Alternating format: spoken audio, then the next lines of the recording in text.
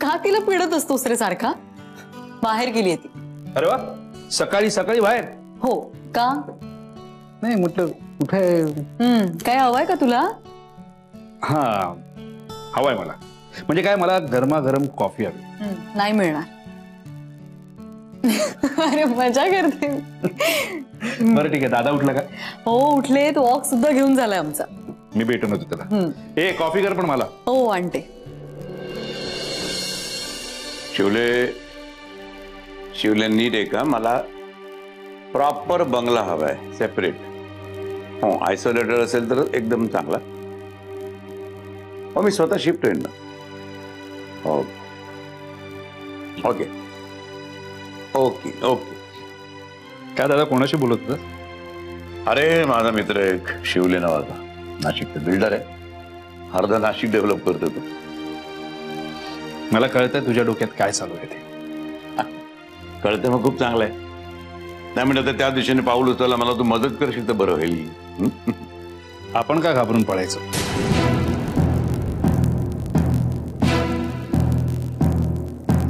काय म्हणालस? घाबरून? कोणाला घाबरून? हे बघ शिवराज, हा पृथ्वीराज सरनाईक आजपर्यंत कधीच कोणाला घाबरला नाही आणि घाबरणार सुद्धा नाही. कसं आहे, प्रश्न जर एकट्यात असता ना माझा, तर ते सत्यजित मुधोळकरला दाखवून दिलं असतं की पृथ्वीराज सरनाईक काय चीज आहे. पण प्रश्न जेव्हा आपल्या पिल्लांचा येतो ना, तेव्हा पावलं जपून टाकावी लागतात. अरे मांजर सुद्धा आपल्या पिल्लांचं रक्षण करण्याकरता 7 वेळा घर बदलते. मी तर माझ्या पिल्लांसाठी 1,00,000 वेळा घर बदलायला तयार आहे. पण दादा, हे असं किती दिवस चालणार? जोपर्यंत मी जिवंत आहे तोपर्यंत. काय बोलतेस दादा? आणि हे बघ, मला असं वाटतं की सत्यजित रावांना अजून आपल्याबद्दल काहीच कळलेलं नाही, की आपण कुठे आहोत वगैरे. आणि त्यांना जी मुलगी भेटली ती शुभ्रा आहे हे सुद्धा त्यांना कळलेलं दिसत नाही. कारण तसं जर असतं ना दादा, तर तेव्हा ना ते आपल्या दारापाशी नक्कीच येऊन उभे राहिले असते. काय शिवराज, तू ते हरामखोर मुधोळकरला अजून नीट ओळखत नाहीयेस. त्याचं फार विचित्र डोकं आहे. मला नाही वाटत तो सरळ आपल्या दाराशी येऊन कधी उभा राहील. त्याला जर कळलं असेल ना की आपण इथं आहोत, तर एव्हा ना त्याच्या डोक्यामध्ये विचित्र प्लॅन सुरू झाले असतील शुभ्राला मिळवण्याचे. खरं तर मला वाटतं की ऑलरेडी मला उशीरच झाला निर्णय घ्यायला. एव्हा ना तो आपल्या जवळपास येऊन पोहोचला सुद्धा असेल. कळलं? कॉफी. थँक्यू म्हणा. बाबा तुम्हाला कॉफी आणू? नाही नको.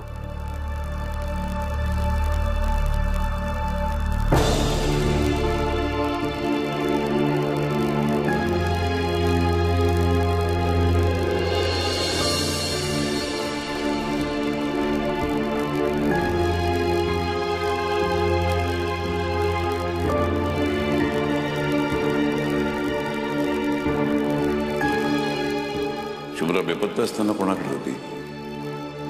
मी सांगितलं तुम्हाला, पुण्याची एक फॅमिली आहे. नाव काय त्यांचं? ऍक्च्युली शुभ्राला पण त्यांचं नाव नीटचं आठवत नाही. मुधोळकर.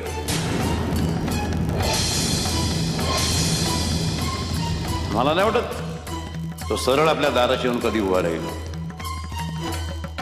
त्याला जर कळलं असेल ना की आपण इथं आहोत, तर एव्हा ना त्याच्या डोक्यामध्ये विचित्र प्लॅन सुरू झाले असतील शुभ्राला मिळवण्याचे.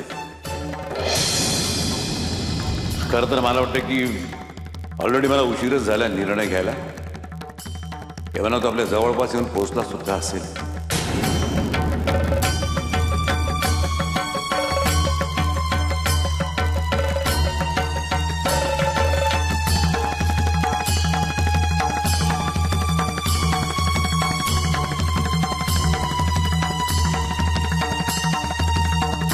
हॅलो,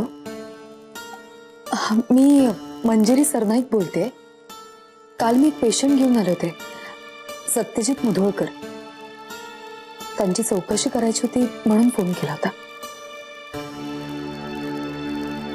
हो अच्छा, म्हणजे कालच मिळाला का त्यांना डिस्चार्ज? Okay, thank you.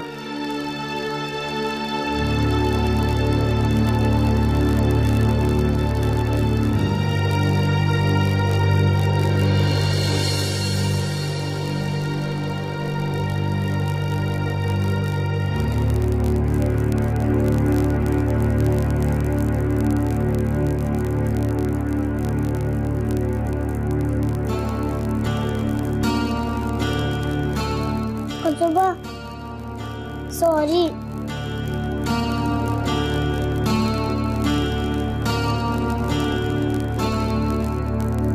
नाही बेटा, असं नाही बोलायचं. माझं चुकलं, मी खूप ओरडलो ना तुला. तुला वाटलं असेल ना की तुझे आजोबा खूप वाईट आहेत, तुला ओरडतात, तुझ्या आईला ओरडतात, तुला तुझ्या बाबांना भेटू देत नाहीत. खूप वाईट आहेत ना आजोबा? नाही आजोबा, तुम्ही वाईट नाही आहात. मी चुकीचे वागले म्हणून तुम्ही ओरडलात.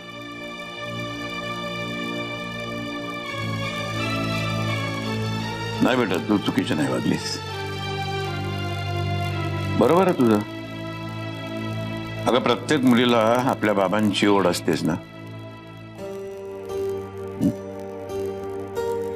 जीव की प्राण असतो बाबा तिचा. हिरो असतो, हिरो. म्हणून तर बघ ना, मी तुझ्या आईला किती रागावलो, किती तिच्यावर चिडलो, किती ओरडलो, तरी सुद्धा ती माझ्याकडे परत येते ना बाबा म्हणून. तुझी आई गुड गर्ल आहे, एकदम गुड गर्ल. तर बाबा गुड बॉय नाहीये, बॅड बॉय. बॅड बॉयने माझ्या गुड गर्लला खूप त्रास दिलाय, खूप रडवलंय तिला. आणि म्हणूनच मी तुला आणि तुझ्या आईला त्यांच्यापासून खूप लांब घेऊन आलो इथं. म्हणून मी तुमच्या डोळ्यामध्ये पाणी नाही बघू शकत.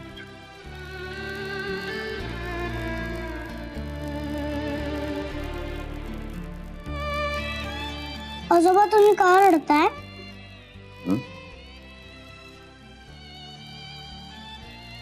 कसं शुभ्रा,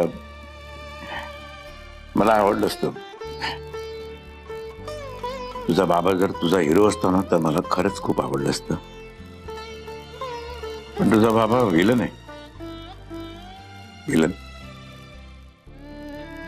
त्याने खूप त्रास दिलाय माझ्या मनूला.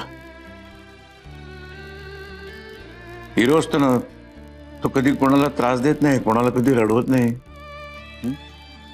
सॉरी आजोबा, मी परत बाबांकडे नाही जाणार. नाही बेटा, असं नाही, असं नाही. मी आता यापुढे तुला कधीच नाही ओरडणार. तुझ्या आईला सुद्धा ओरडणार नाही. तुम्हाला जसं हवं असेल ना तसं तुम्ही वागा. तुम्हाला जायचंय ना सत्यजित मुधोळकरकडे, मग जा. मी तुम्हाला अजिबात अडवणार नाही. तू जा, तुझ्या बाबाकडे जा.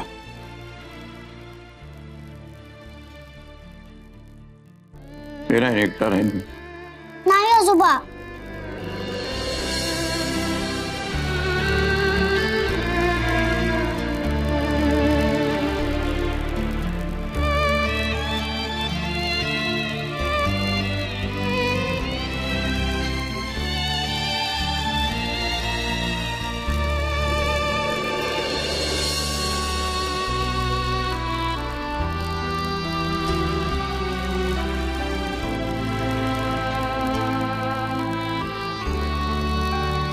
पण दादा, तुम्हाला खात्री आहे की त्या मंजिरी वहिनीच होत्या? 100%. मला त्या क्लिनिक मध्ये ऍडमिट करून स्वतःची ओळखही न सांगता ती तिथून निघून गेली. पण एका चिटोऱ्यावर तिनं गौरांगचा नंबर दिला होता. मी तिचं अक्षर ओळखलं. त्या बिल्डिंगच्या वॉचमननं तिच्या गाडीचा गेट पास बनवला होता. त्याच्यावरून मला तिच्या गाडीचा नंबर मिळाला. आणि मग नंबरवरनं मी तिची सगळी माहिती शोधून काढली. मग तू तिला भेटलास की काय?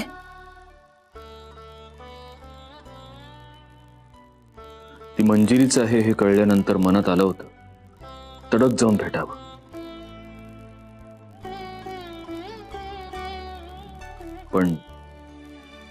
पण काय तू विसरतोयस विहंग, मला कायद्यानं बंदी आहे माझ्या मुलीला भेटायला. कोर्टाचा निर्णय आहे तसा. आणि तरीही जर मी तिथे गेलो असतो तर माझी रवानगी थेट जेलमध्ये होईल याची सोय मिस्टर सरनाईकांनी नक्कीच केली असती.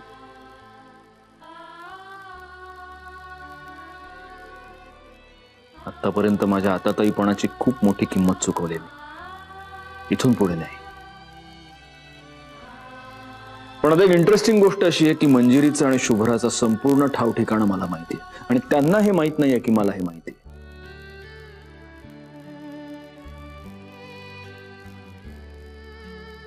इथून पुढे मला जे काही करायचे ते खूप अलर्ट राहून आणि खूप सेफली करावं लागेल.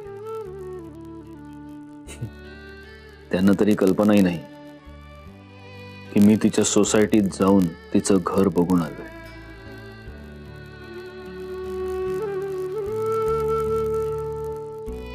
दादा, पण मग आता काय करायचं ठरवलंय तुम्ही? तू सांग काय ठरवलं? सत्यजित, मला असं वाटतं की तू पुन्हा त्यांच्याकडे जायला नकोस. नाही गेलो ना विहंग. 7 वर्षांनी एवढे प्रयत्न केल्यानंतर आज मला कळलं की माझी मुलगी आणि माझी बायको कुठे आहेत, तरीही मी नाही गेलो त्यांच्याकडे, त्यांना नाही भेटलो जाऊन. पण हे बघ, तू मेंटली सुद्धा त्यांच्यापासून अलिप्तच राहावं असं मला वाटतं. तुझं खूप त्रासातून आयुष्य पुन्हा नव्याने सुरू झालंय. You should move ahead. What do you mean move ahead? बोलणं खूप सोपं आहे विहंग. ती माझी मुलगी आहे, मंजिरी माझी बायको आहे. सत्यजित, तुमचा डिवोर्स झालाय.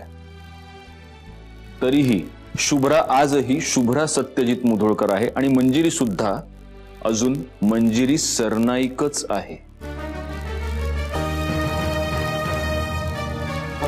म्हणजे मंजिरीनं अजून नाही. गेले 7 वर्षात मंजिरीनं सुद्धा लग्न केलेलं नाही. नाही, पण तरी तू आता या गोष्टींपासून लांबच राहावं असं मला वाटतंय. अरे, अशीच काहीशी परिस्थिती माझीही होती, पण मी थांबलो नाही. I am very sorry to say this Vihang, पण ज्या व्यक्तीसाठी तू थांबला होतास ती व्यक्ती या जगातच नव्हती.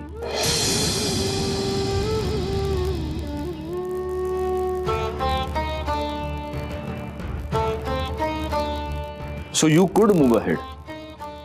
पण इथे तसं नाहीये. मंजिरी आहे, शुभ्रा आहे आणि सगळ्यात महत्वाचं म्हणजे ते अजूनही इथे.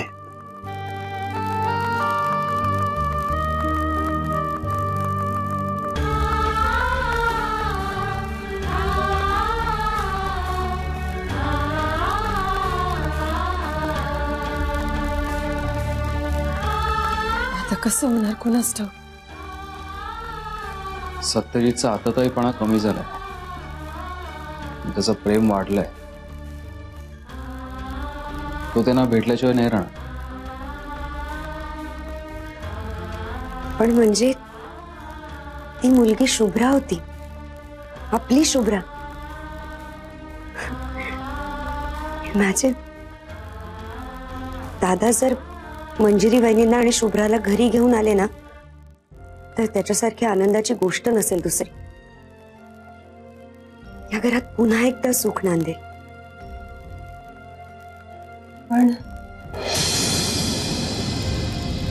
पण काय, आतापर्यंत माझ्या आताताईपणाची खूप मोठी किंमत चुकवलेली. इथून पुढे नाही.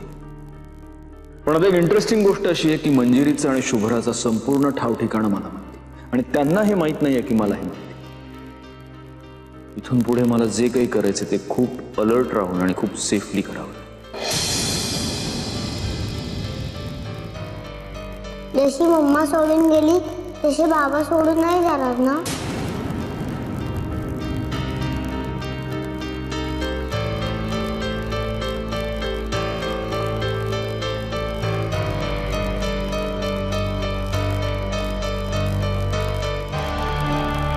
आत्या,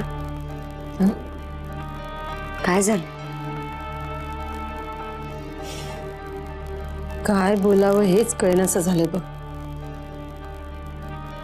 एक्झॅक्टली काय झालंय सांगाल का मला?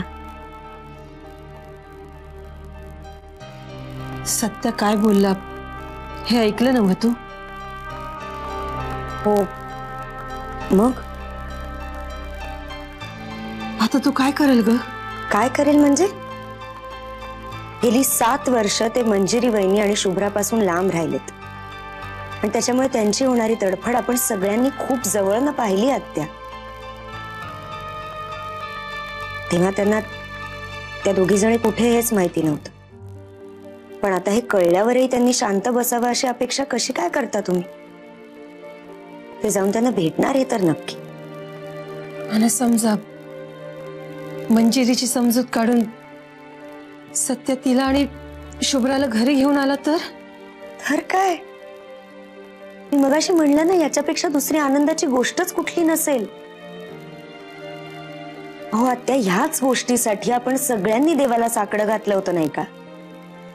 हो, पण अनघा, अगं एकीकडे आपणच तिला भरीस घातलं नव की तू सत्याशी लगीन कर म्हणून.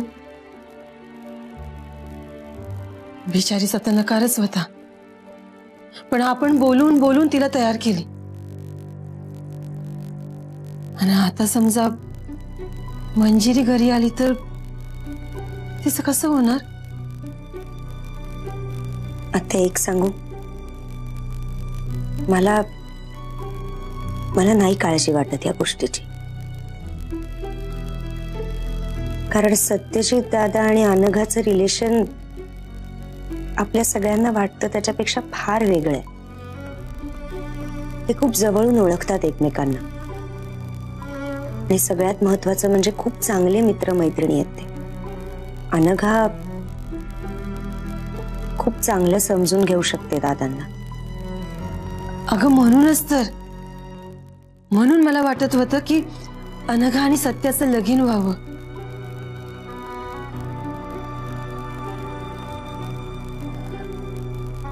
म्हणजे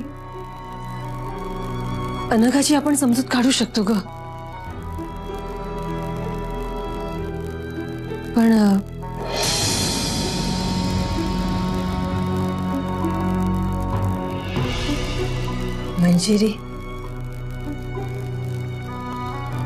मंजिरी इथं घरी आली की समजा तिने बघितलं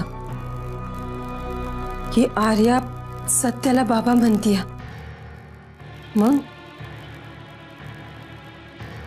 मंजिरीला कोण समजवणार? आणि आर्या तिला काय सांगायचं आपण? खरं सांगू का आत्या, ह्याच एका कारणामुळे मला असं वाटतंय की मंजिरी वहिनींनी लवकरात लवकर घरी परत यायला हवं.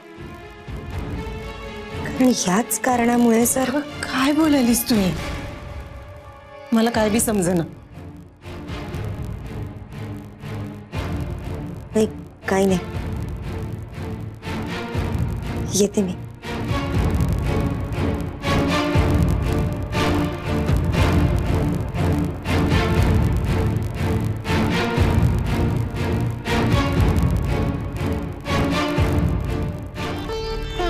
अगं शुभ्रा, काय हे एवढा पसारा घालून ठेवलास तू घरात?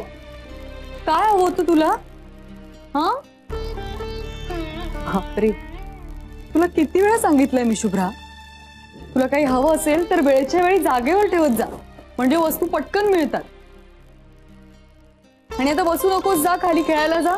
ती प्रिया बोलवत होती मगाशी तुला. शुभ्रा, उठ बाळा.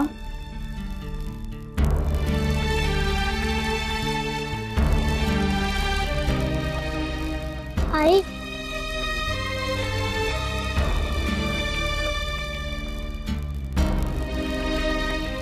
आई फाडून टाकतो फोटो.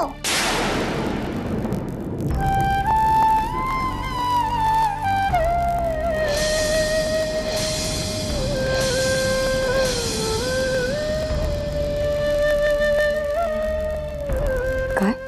हो मला नकोय बाबा. मी सारखी बाबा बाबा करते म्हणून तुला त्रास होतो आणि आजोबांना पण. मी तुला नाही त्रास देणार कारण मी गुडगल होणार आहे ना. मला माहितीये तुला बाबांनी खूप त्रास दिला. मला नकोय बाबा. मी त्यांना कधीच भेटणार नाही. कधीच कधीच भेटणार नाही.